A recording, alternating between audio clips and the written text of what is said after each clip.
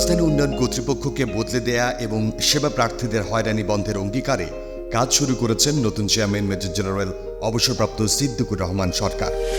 গত 4 এপ্রিল 2 বছরের জন্য চুক্তিভিত্তিক নিয়োগ পেয়ে 8 এপ্রিল তিনি যোগ দেন। তিনি প্রথম সামরিক কর্মকর্তা যিনি রাজুক চেয়ারম্যান হিসেবে নিয়োগ পেলেন। তিনি পুরনো কর্মকর্তাদের বদলিয়ে নতুন চৌকস কর্মকর্তাদের নিয়ে রাজুককে বদলে দেওয়ার কাজ শুরু করেন।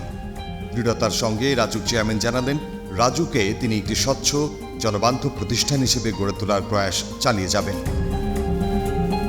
দুর্নীতির বিরুদ্ধে প্রধানমন্ত্রী শেখ হাসিনার জিরো টলারেন্স নীতির হুবহু প্রতিফলন ঘটাতে চান তিনি রাজুকে। তিনি ঘোষণা করেছেন, রাজুকে সেবা প্রার্থীদের জন্য তার দরজা অবারিত। মোট কথা, রাজুককে আর আগের মতো ভাববার সুযোগ নেই। বদলে দেয়া, বদলে যাওয়ার এক নতুন রাজুক গড়ার স্বপ্নে তিনি বিভোর। চাকরি জীবনে major general Siddiqur Rahman Sarkar military institute of science and টেকনোলজির কমান্ডার এবং বাংলাদেশ সেনাবাহিনীর ইঞ্জিনিয়ারিং চিফের দায়িত্ব পালন করেন। সিদ্দিকুর রহমান সরকার 1963 সালের 10 আগস্ট নরসিংদী জেলার শিবপুরে এক সম্ভ্রান্ত পরিবারে জন্মগ্রহণ করেন। 1982 সালের 22 জানুয়ারি তিনি বাংলাদেশ সামরিক একাডেমিতে যোগ দেন। 1983 সালের 23 ডিসেম্বর বাংলাদেশ সেনাবাহিনীর প্রকৌশলী পদে কমিশন লাভ করেন। তিনি বাংলাদেশ প্রকৌশল বিশ্ববিদ্যালয় থেকে সিভিল ইঞ্জিনিয়ারিংয়ে স্নাতক ডিগ্রি অর্জন করেন। তিনি defence services command and staff college, জাতীয় বিশ্ববিদ্যালয় এবং ভারতের ওসমানিয়া ইউনিভার্সিটিরও একজন স্নাতক। তিনি সদা হাস্যোজ্জ্বল এবং প্রাণখোলা মানুষ। অহংবোধ তাকে কখনো স্পর্শ করতে পারেনি। এমন একজন মানুষকে চেয়ারম্যান হিসেবে পেয়ে রাজুকের সর্বস্তরের কর্মকর্তা কর্মচারীরা আনন্দে উচ্ছ্বসিত। রূপালী বাংলাদেশকে দেয়া বিশেষ সাক্ষাৎকারে ভবিষ্যৎ কর্মপরিকল্পনা সহ নানা বিষয়ে খোলামেলা কথা বলেছেন রাজুকের চেয়ারম্যান মেজর জেনারেল অবসরপ্রাপ্ত সিদ্দিকুর রহমান সরকার। রূপালী বাংলাদেশের দর্শকদের তা উপহার দেয়া হলো।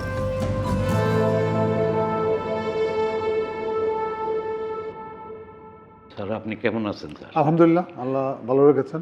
আপনারা কেমন আছেন? আলহামদুলিল্লাহ, আমরা ভালো আছি স্যার। দৈনিক রূপালী বাংলাদেশের সাক্ষাৎকার পর্বে আপনাকে স্বাগত জানাচ্ছি স্যার। ধন্যবাদ। যোগদানের পর টঙ্গিপাড়ায় বঙ্গবন্ধু সমাধিতে পুষ্পার্ঘ্য নিবেদন করে আপনি সাংবাদিকদের বলেছিলেন, ঢাকাকে 8টি জোনে ভাগ করে ভবিষ্যৎ পরিকল্পনা প্রণয়ন করা হচ্ছে। আপনার এই ঘোষণার বাস্তবায়ন কত দূর এগুলো? আলহামদুলিল্লাহ, আমার এই প্ল্যানটা আগে থেকেই করা ছিল যে 8টি জোনে ভাগ করা হবে এবং এটা ওই নতুন গাজীপুর সিটি মানে কি বলে উন্নয়ন কর্তৃপক্ষ হওয়ার পরে আমাদের ওইটা আবার নতুন করে রিভাইজ করতে হয়েছে 8টি জোন। এবং আমাদের 8টি জোনের মধ্যে 6টি জোন বর্তমানে এই অফিস থেকে তাদের নিজস্ব ভবনে চলে গেছেন এবং 2টা আছে এবং এই 2টো ভবিষ্যতে চলে যাবে এবং আমরা আমাদের যে প্ল্যান মোতাবেকই আমরা আগাচ্ছি ইনশাল্লাহ। রাজুকের কর্মপরিকল্পনার কোন কোন বিষয়গুলো আপনি চ্যালেঞ্জ হিসাবে দেখছেন? বিশেষ করে আমাদের ঢাকার ভিতরে এবং যেমন কিছু কিছু প্রত্যন্ত এলাকায়, বিশেষ করে সাভার এলাকায়, বসিলা এলাকায় এবং নারায়ণগঞ্জের দিকেও কিছু অবৈধ ভবন হয়ে গেছে এবং প্রত্যেকেরই আমাদের একটা ইচ্ছা থাকে ভায়োলেশন করার, বিশেষ করে রাস্তার উপরে মানে বিল্ডিং চলে আসা এবং বিল্ডিং শুরু হয় ভালো হয়ে বাট উপরে গিয়ে একটু এক্সপান্ড করে ফেলেন এবং এই জিনিসটা আমরা খুবই জোর দিয়ে চাচ্ছি যাতে আমাদের ঢাকাবাসীর যে প্রত্যেকটা বিল্ডিং যেগুলো হবে প্ল্যান মোতাবেক হবে এবং পর্যাপ্ত পরিমাণ রাস্তার জায়গা থাকবে এবং কোনো ভায়োলেশন যেন না হয় সেই দিকে আমরা লক্ষ্য রাখছি এবং আমাদের যারা মাঠে কাজ করছেন সবাই এই দিকে অনেক দৃষ্টি রাখছেন। আশা করি ভবিষ্যতে এই জিনিসটা আরও উন্নতি হবে। আপনার ভবিষ্যৎ পরিকল্পনা কি? আমাদের পরিকল্পনা হলো রাজ্যকে আমাদের গতিশীল করতে হবে এবং যারা সেবা গৃহীতারা এখানে আসতেছেন আমরা যাতে স্বল্প সময়ে সেবা দিতে পারি সবাইকে, সেই প্ল্যান অনুমোদনী হোক অথবা অন্য কোনো কমপ্লেন মানে যেগুলো আছে মানে নেইবারদের অনেক কমপ্লেন থাকে এবং আমাদের যে সার্ভিসটা দেওয়ার কথা রাজ্যের পক্ষ থেকে প্লট বরাদ্দ বলি তো বিল্ডিং মানে ফ্ল্যাট যেগুলো করছি, আমাদের অনেকগুলো উন্নয়ন প্রকল্প আমাদের আছে এবং ঢাকাবাসীর জন্য মাননীয় প্রধানমন্ত্রীর প্ল্যান হলো যে আমাদের প্রায় 70টার মতো আমরা নতুন পুকুর আমরা সংস্কার করছি, মানে লেক করছি বেশ বড় বড় ঢাকা শহরে, যাতে করে আমাদের হাতির ঝিলের মতো বড় বড় ব্রিদিং স্পেস থাকে, ফুসফুস করা যায়, যাতে পরিবেশ সুন্দর হয়। খেলার মাঠ আমরা তৈরি করে দিচ্ছি এবং আমাদের রাজ্যের জনবলের সংকট ছিল, আমরা এই তো মানে এই মাসে আমরা 90 জন নতুন অফিসার আমরা নিয়েছি, যাতে করে আমাদের সেবাটা তাড়াতাড়ি দিতে পারি এবং ওভারঅল রাজুকের যে দায়িত্ব সঠিকভাবে পালন করতে পারি, সেই দিকে আমরা তৎপরতা চালিয়ে যাচ্ছি। ড্যাব নিয়ে মানুষের মাঝে ধোঁয়াশা আছে স্যার, আসলে ড্যাব কি, ড্যাব নাগরিকদের কি সুবিধা দিচ্ছে? ড্যাব আমি বলবো যে এটা একটু ঢাকা শহরের একটা মাস্টার প্ল্যান। আমাদের মেট্রোপলিটন যে এলাকা আছে, এই মাস্টার প্ল্যান কোথায় আমাদের জলাধার থাকবে, কোথায় শিল্পাঞ্চল হবে, কোথায় আবাসিক এলাকা হবে, কোথায় মার্কেট হবে, ওই মাস্টার প্ল্যানটাই আমরা বেসিক্যালি ড্যাব যেটা করা হয়েছে। এবং ড্যাবটা কিন্তু নিয়ে অনেকেরই অনেক বিভ্রান্তি আছে। আমি বলবো যে ড্যাব হলো এই মাস্টার প্ল্যান অনুযায়ী যে আমরা ঠিকমতো মানে সামনের দিকে মানে এগিয়ে যেতে পারি, তাহলে আমাদের যে ভোগান্তি, যে জনগণের যে এই যে অনেক গরম পড়তেছে, মানে আমাদের টেম্পারেচার বেড়ে যাচ্ছে, এবং আমাদের যে নাগরিক সুবিধাসমূহ এগুলো সঠিক করতে চাই আমরা, এবং সুন্দর ঢাকা শহর করতে চাই, স্মার্ট শহর করতে চাই, তো ড্যাপের কোনো বিকল্প নাই। এবং এই ড্যাপ আমি বলবো যে সকল মন্ত্রণালয়, সকল যারা অ্যাডভাইজার ছিলেন, প্রতিষ্ঠান ছিলেন, ড্যাপের সাথে যুক্ত ছিলেন, এবং সবার সম্মিলিত প্রচেষ্টায় কিন্তু এটা হাইয়েস্ট লেভেল থেকে অনুমোদন দেওয়া হয়েছে। তো আমরা ড্যাপের মাধ্যমে আমরা সমস্ত প্ল্যান করছি, কাজ করছি। আশা করি ঢাকাবাসীর জন্য ভবিষ্যৎ অত্যন্ত সুন্দর যদি ড্যাপ অনুযায়ী আমরা কাজ করতে পারি। নতুন ড্যাপে স্যার যোগ হয়েছে ফ্লোর এরিয়া রেশিও ভার, এতে করে প্লান্ট নির্মাণ ও বিক্রিতে ভাটা পড়েছে এমন একটি সংবাদ রূপালী বাংলাদেশ সহ বিভিন্ন কাগজে ছাপা হয়েছে। FAR যেটা ফ্লোর এরিয়া রেশিও, জি, এটা কিন্তু আগেও ছিল, এবং আমাদের ডেভেলপার কোম্পানি এবং রিহ্যাবের যে সদস্য, তাদের বক্তব্য হলো যে সব জায়গায় তারা হাই রাইজ বিল্ডিং করতে চায়, কিন্তু এই যদি করা হয় তো ঢাকা শহরকে রক্ষা করা যাবে না। সেই জন্যই এই ড্যাপের মধ্যে এই ফার যেগুলো আছে, কোথায় কতটুকু করা যাবে বিল্ডিং, সেই জিনিসটা একটা সুস্পষ্ট নির্দেশনা আছে, আগে যেটা ছিল না আর কি। যেমন তারা চায় যে জলাধার যেখানে আছে সেখানে বিল্ডিং করতে চায়, কিন্তু তাহলে তো ঢাকা শহরকে বাঁচানো যাবে না। তো আমাদের ওই ড্যাপের মধ্যে আমরা ফার যেগুলো আছে কোথায় কতটুকু হবে সেই প্ল্যান কিন্তু করা হয়ে গেছে অলরেডি, এবং সেই অনুযায়ী আমরা অনুমোদন দিচ্ছি।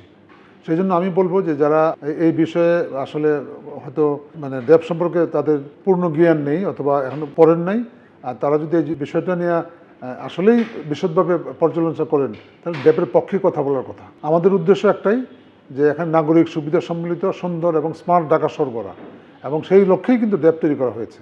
তো অনেকের যে বক্তব্য, তারা যদি কোনো সন্দেহ থাকে আমাদের কাছে আসতে পারে। আমরা এই বিষয়ে বিভিন্ন সংগঠনের সাথে আমরা ইতিমধ্যে তাদের সাথে মিটিং করেছি এবং জিনিসটা পরিষ্কার করে দিয়েছি। তো আশা করি এই বিষয়ে সবার ধ্যান ধারণা বদলাবে এবং সুন্দর ঢাকা গঠনের লক্ষ্যে তাদের কার্যকরী পদক্ষেপ থাকবে। রাজুকের বিভিন্ন আবাসন প্রকল্পে প্লট বরাদ্দে নানা অনিয়মের অভিযোগ ছিল স্যার অতীতে, এই সম্পর্কে আপনার অবস্থান কী হবে? প্লট বরাদ্দে একটা সুস্পষ্ট নীতিমালা আছে, এবং এটা সময় এগুলো চেঞ্জ হয়, এবং রাজ্য সবসময় নিয়মের মধ্যে থেকে এগুলো বরাদ্দ করেছে। তো এখানে অনেকগুলো ক্ষতিগ্রস্ত প্লট ছিল, এবং এই ক্ষতিগ্রস্তের বিষয়টি বিবেচনায় রেখে মাননীয় প্রধানমন্ত্রী কিন্তু পঞ্চম পর্যায় পর্যন্ত এগুলো বরাদ্দ দিয়েছেন। তারপরেও কিছু কিছু যারা ক্ষতিগ্রস্ত, এই লিস্ট বেরোচ্ছে, এবং আমরা সেই অনুযায়ী সময় তাদের বিষয়টা সুবিবেচনা নিয়ে আমরা ডিসি অফিস এবং রাজুক এবং সবাই মিলে এগুলো পর্যালোচনা করে এগুলো আমরা আর নতুন করে আবার বরাদ্দ করছি, এবং এখানে অনিয়মের কোনো সুযোগ নাই। হ্যাঁ, প্লট কেনা বেচা নিয়ে হয়তো অনেক সময় দেখা গেল যে যেগুলো খুব গুরুত্বপূর্ণ প্লট যেগুলো আছে এগুলো কেনা বেচা হয়, কিন্তু প্লট বরাদ্দের অনিয়ম করে এখানে কেউ পার পাবে না। সেই জন্য ওই ধরনের অনিয়মের কোনো আমি দেখিনি, এবং আমার সময় তো প্লট আসলে এখন কম, তো এই বরাদ্দ দেওয়ার অনিয়ম করার কোনো সুযোগ আমি দেখি না। এবং আশা করি ভবিষ্যতে এই বিষয়ে যদি কারোর সমস্যা থাকে অথবা কোনো কমপ্লেন থাকে, তারা আমাদের কাছে আসতে পারেন, আবেদন করতে পারেন, এবং আমরা যদি কোনো অনিয়ম হয়ে থাকে সেই ফয়সালা আমরা করে দেবো ইনশাল্লাহ। আরেকটি বিষয় স্যার, প্ল্যান পাস সহ নানা সেবা প্রাপ্তিতে নাগরিকরা নানাভাবে হয়রানির শিকার হয়েছেন, বিষয়টি আপনি কিভাবে অ্যাড্রেস করবেন? হয়রানি আমি অস্বীকার করব না, হয়তো হয়রানি হতে পারে, বাট হয়রানিটা তখনই হয় যখন সেবা গ্রহীতারা আসেন এবং তাদের মনের মতো মানে বেশি ফাঁদ নেওয়ার চেষ্টা করেন। এবং আমরা যে প্ল্যান পাস করি, এবং কিছু অসাধু আমাদের ব্যক্তিবর্গ আছে, দালাল চক্র আছে, তারা ওই মানে আমাদের প্ল্যানটাকে একটু ডিস্টর্টেড করে পরিবর্তন করে বড় করার চেষ্টা করেন। তখনই কিন্তু এই জিনিসটা ওনাদের সাথে বলবো যে তারা যখনই তাদের মন মতো হয় না, তখন তারা একটা অভিযোগ করেন যে হয়রানি করা হচ্ছে। কিন্তু আমি মনে করি যে প্রত্যেকের এখন বোঝা উচিত যে ঢাকা শহরের জন্য আমাদের প্রত্যেকের কিন্তু কাজ করতে হবে, এবং যার যতটুকু বরাদ্দ সেই সীমার মধ্যে থেকে যদি কোনো প্ল্যান নিয়ে আসেন, যদি কোনো দেরি হয় আমরা বলেছি যদি কোনো প্ল্যান নিয়ে কোনো কমপ্লেন থাকে আমার কাছে ইভেন 7 দিনে যদি 1 মাসে যদি না হয় আমার কাছে আসতে পারেন এবং এটার একটা সুষ্ঠু সমাধান আমরা দিব এবং সেই লক্ষ্যে আমরা কাজ করে যাচ্ছি।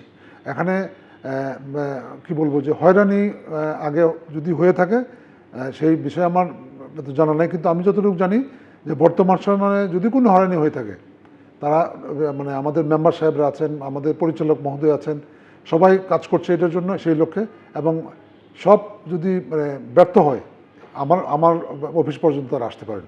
আমরা এটা সুষ্ঠু একটা সমাধান দিব এবং তড়িৎ গতিতে আমরা প্ল্যান পাস করে দেবো ইনশাল্লাহ। নবতর যাত্রায় দৈনিক রূপালী বাংলাদেশের দর্শকদের কিছু বলবেন স্যার?